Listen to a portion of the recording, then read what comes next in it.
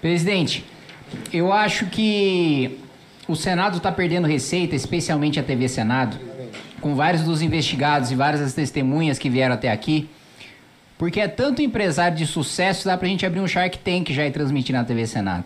É uma coisa assustadora.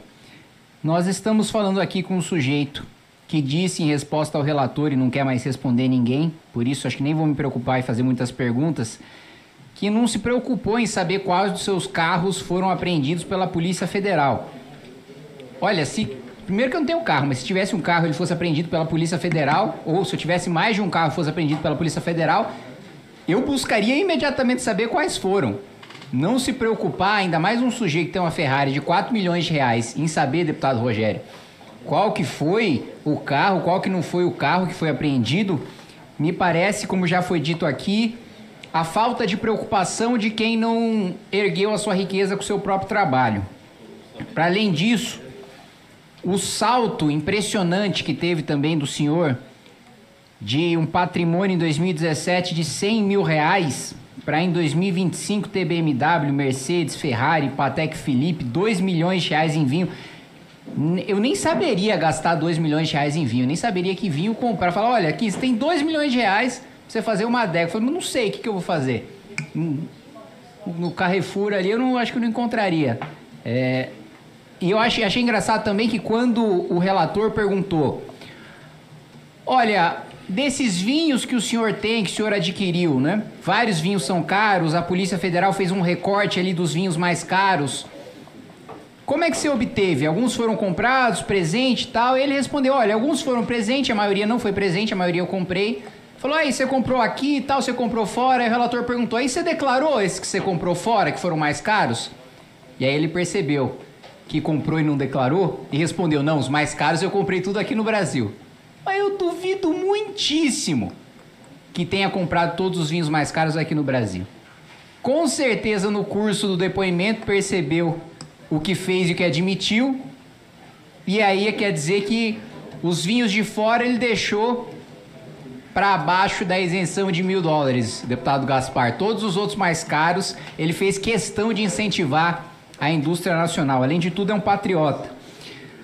Além disso, você ainda teve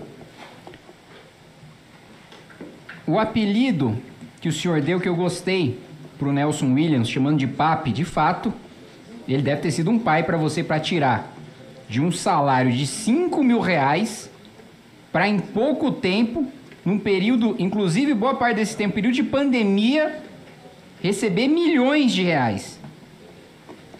Mas eu fico triste de ver você no depoimento aqui abandonar o papi, porque foi sócio dele em trocentas empresas, com dezenas de milhões de reais, deu entrevista para o podcast aqui mostrado pela deputada Adriana, dizendo que foi uma virada na sua vida ser contratado pelo Nelson Williams, e agora aqui joga tudo nas costas do Nelson Williams. Diz que não, a relação com o Camizotti, aquele que roubou milhões de reais dos aposentados, é só com o Nelson Williams. Não vou mais ser sócio dessas empresas. Então, o sujeito que supostamente te ergueu e deu a vida que você tem hoje, você abandona no curso do depoimento para essa CPI. Também não diz como é que fez a façanha de trazer um cliente de 80 milhões de reais, tendo como histórico passado só um cargo de assessor na Assembleia Legislativa.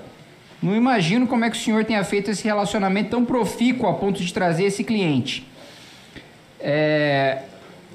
Também foi alçado aí a uma posição de comando sobre mais de 1.000 advogados, sem sequer ser advogado, sem sequer ter a qualificação para fazer a supervisão do trabalho desses advogados, num dos maiores escritórios de advocacia do país.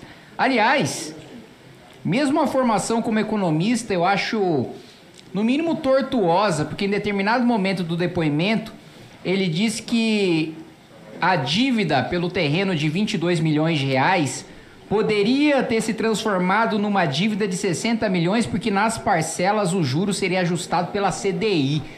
Olha, eu não sou economista, mas eu tenho certeza absoluta que isso não procede, que esse tipo de empréstimo, a título de pagar uma dívida por um terreno de 22 milhões de reais, não viraria 60 por causa de um ajuste de juro relacionado a CDI. E o outro ponto que precisa ficar muito claro para todos que nos estão assistindo é que nós estamos aqui falando, trata-se aqui, presidente, de um lobista de segunda classe, utilizado como laranja e utilizado como sujeito para ocultar o patrimônio de gente maior. E o senhor tem aqui a oportunidade de entregar essas pessoas maiores, inclusive em seu benefício. Nós não queremos aqui nessa CPMI pegar só as pessoas de segunda classe, pegar só criminosos menores. O que mais nos interessa são os patrocinadores políticos desse escândalo de desvio de dinheiro. E claramente, como apontou a Polícia Federal, o senhor Fernando Cavalcante é simplesmente a pessoa que tem no seu nome os carros que o Nelson Williams usa, é o sujeito que some com os carros na véspera da operação para eles não serem pegos. Não é a pessoa que efetivamente tem o maior poder político, o maior poder econômico para patrocinar esse escândalo.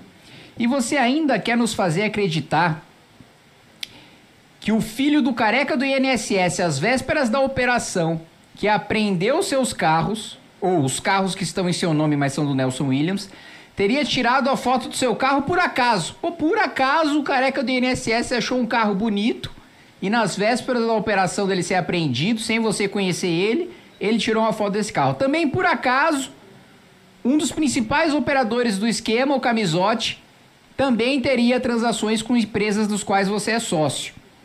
Assim, você não engana ninguém aqui. Claramente você é um peixe pequeno nessa história, mas que tem a possibilidade de entregar gente maior.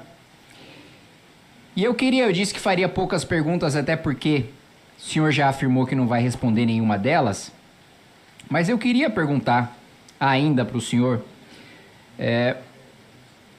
O senhor teve um encontro, e você é muito bem relacionado por meio do LIDE, por meio da sua curta trajetória na Assembleia Legislativa e na Prefeitura de São Paulo.